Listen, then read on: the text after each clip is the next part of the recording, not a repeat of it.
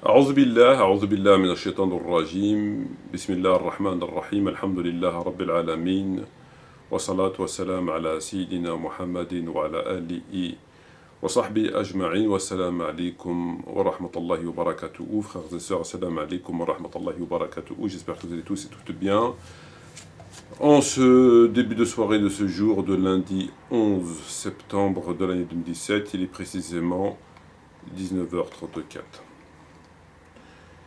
Pour cette vidéo relativement improvisée, j'aimerais dire deux mots concernant un ouvrage écrit par le Cheikh Abdullah ibn as-Saddiq al-Ghumari. Cheikh Abdullah ibn as-Saddiq al-Ghumari.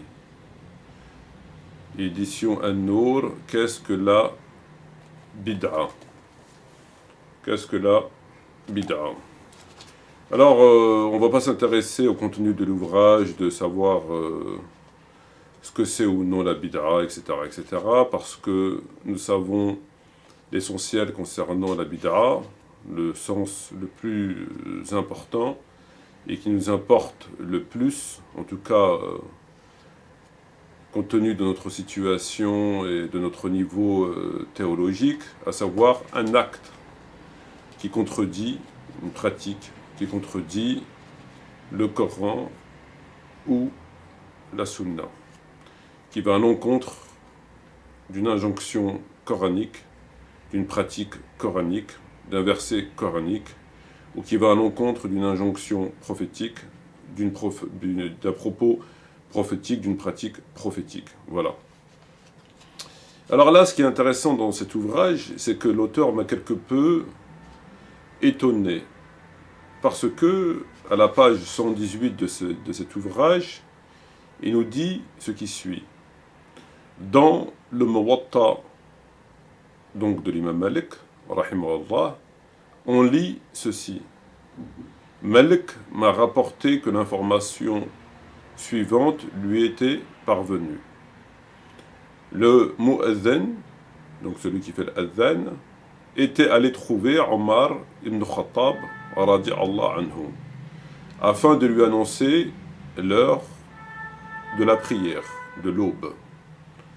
Tout trouvant celui-ci endormi, il s'exclama, donc c'est le mu'adhin qui s'exclame, la prière est préférable au sommeil. As-salat khayru min an-nawm. Omar lui ordonna alors d'ajouter cette formule à l'appel à la prière de l'aube. Fin de citation, fermeture du guillemets, référence Malik dans Al-Muwatta. Donc, à travers ce récit, comme on en a déjà parlé, qui est rapporté par entre autres le Muwatta de l'imam Malik, donc le mu'adhin va voir Omar ibn Khattab pour la prière, la salat de l'aube, et il le trouve en train de dormir. Il lui dit « As-salat khayrun min an-nawm ». Et Omar a trouvé cette phrase intéressante, jolie, utile, nécessaire, en tout cas elle lui a plu. Et il a redemandé au mu'adhin de l'ajouter à l'adhan. Et l'auteur de l'ouvrage, après, il passe à autre chose, dans la première partie de tel livre, machin, il passe à autre chose, tout à fait normalement. Alors là, ce qui m'étonne, c'est que moi, je m'étais évertué, notamment lorsque j'ai répondu à Zakaria Babwa, donc celui qui se dit, qui est chiite, de Belgique. On a eu différents échanges à travers des vidéos interposées. Et il avait relevé ce point, lorsqu'il cita les innovations de Omar ibn Khattab, dans le cadre de son travail chiite contre le sunnisme, afin de dénoncer le sunnisme, tant bien que mal, il avait soulevé ce point, en disant, regardez, vous avez fait une innovation, Omar, etc., il a ajouté cette parole, voilà les preuves, etc., Alors moi, je lui avais répondu à l'époque que ce texte faisait l'objet de divergences, puisque dans, entre autres, 15 al-Ammal, qui est mémoire est bonne, en tout cas dans un ouvrage de source, il était fait mention qu'il ne s'agissait pas de Omar ibn Khattab, mais du prophète, alayhi salat wa salam. Alors, la morale, en fait, de cette situation, c'est que comment nous on fait à présent? Comment nous autres, ceux qui avons l'étiquette de sunnites, et donc considérons que les compagnons sont dans leur ensemble tout à fait respectueux de l'ordonnance coranique et prophétique, dans leur ensemble, en tout cas les compagnons de premier plan. Comment nous on fait? Comment nous on fait? Si cet auteur cite dans son livre que Omar ibn Khattab dormait et qu'on vient lui dire à Salat Khayrun min an-Nawm et qu'il dit rajouter cette formule dans l'adhan, on est face à une innovation. Innovation dans la mesure où cette phrase n'existait pas ni à l'époque du prophète, ni à l'époque d'Abu Bakr, que le prophète n'a pas mis cette phrase dans l'adhan. Par conséquent, personne ne peut ni rajouter, ni omettre, ni rajouter quoi que ce soit dans l'adhan. Tout le monde s'accordera à cela. On ne peut pas venir après et dire, tiens, dans l'adhan, moi je vais rajouter cette phrase, ça fait bien, non, moi je préfère enlever cette phrase. On ne peut pas. On peut pas, même si c'est beaucoup moins grave que Tarawih. C'est qu'un appel à la prière, c'est pas une pratique au sens strict, hein. On n'est pas en train de faire un acte d'adoration. Tarawih, c'est un acte d'adoration. Un acte d'adoration qui contredit la parole du prophète. Donc c'est paradoxal. On fait un acte d'adoration, et cet acte d'adoration contredit ce que le prophète a dit. Donc c'est tout à fait paradoxal. C'est comme si on faisait un acte d'adoration qui contredit ce que Dieu demande. C'est ce que font notamment les gens des autres religions, les chrétiens, les juifs, les ascètes, etc. Ils pensent adorer Dieu à travers des actes que Dieu n'aime pas. Donc là, on est dans le cadre qui est quand même infiniment moins important, n'est-ce pas? Néanmoins, qui reste toutefois, et tout le monde s'accordera à cela, à dire que c'est une bid'a. On ne peut pas ajouter quelque chose à l'adhan. D'ailleurs, nous-mêmes, on fait le reproche, à juste titre, aux Shia, d'avoir rajouté dans leur adhan Ali Wali Allah, chose qui n'existait pas, et qui est venue bien après. Et donc, eux, ils s'en défendent, notamment en nous rejetant la patate chaude, ou alors en disant qu'Ali est des Wali Allah, donc tatati patati patata. Très bien. On avait déjà débattu sur ce point. Mais là, nous, comment on fait?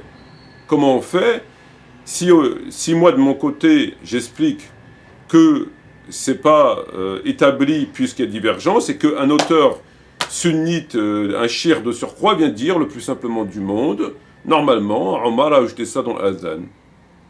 Comment nous on fait après? Comment on fait pour défendre ça? C'est plus possible.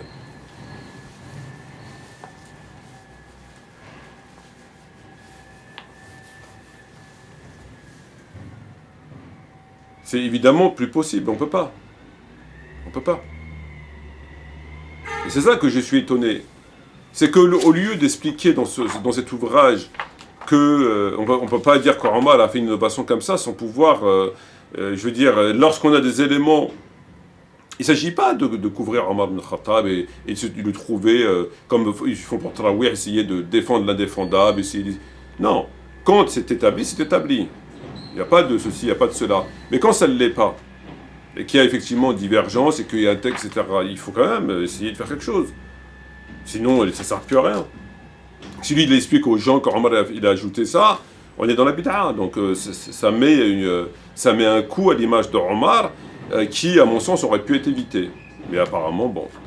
Il y a un deuxième point que je voulais voir avec vous, c'est celui-ci, pour la compilation du Coran, justement. Nous disons, pour notre part, c'est Omar qui donna l'idée à Abu Bakr de rassembler diverses parties du Coran sur les feuillets au moment du carnage subi par les compagnons à la bataille de Yamama. Cependant, Abu Bakr s'abstint d'émettre un avis sur le sujet et demanda à Omar, et Abu Bakr demanda à Omar, comment pourrais-je faire une chose que l'envoyé de Dieu n'a pas faite lui-même? Donc, dans l'histoire de la compilation du Coran, après le massacre de la bataille de Yamama, que tout le monde connaît, beaucoup de récitateurs, de gens qui connaissaient le Coran entier, sont morts. Et donc Omar ibn Khattab a eu la bonne idée de rassembler le Coran. Et l'exclamation première qu'a eu Abu Bakr, c'est comment pourrais-je faire une chose que le prophète n'a pas faite? Et il a raison. Mais pourquoi on ne s'interroge pas par rapport au Tarawih? Pourquoi on ne dit pas la même chose? Tarawih, pourquoi on ne dit pas comment avez-vous pu faire une chose que le prophète n'a pas faite? Et là, c'est établi. Alors que pour le Coran, ce n'est pas une pratique, c'est bien de le recueillir. Il n'y a pas de mal que de recueillir tous les feuillets qui étaient dispersés chez les compagnons, de la rassembler, de le mettre dans un seul livre. Ça contredit ni le Coran, ça contredit pas la Sunna, il y a rien, quoi. Le prophète, il l'a pas fait, certes, mais le prophète, c'est pas parce qu'il l'a pas fait que, de même, quand il est mort, il n'a pas dit où c'est qu'on devait l'enterrer, enfin, donc, tant que ça contredit pas le Coran et la Sunna, et qu'on n'y voit que du positif, c'est pas une bid'a, ça contredit pas. Mais, alors, Abu Bakr s'est quand même exclamé, en disant, mais comment peut-on faire une chose, comment puis-je faire une chose que le prophète n'a pas faite? Et cette question, pourquoi qu'on ne la retrouve pas dans le Tarawih?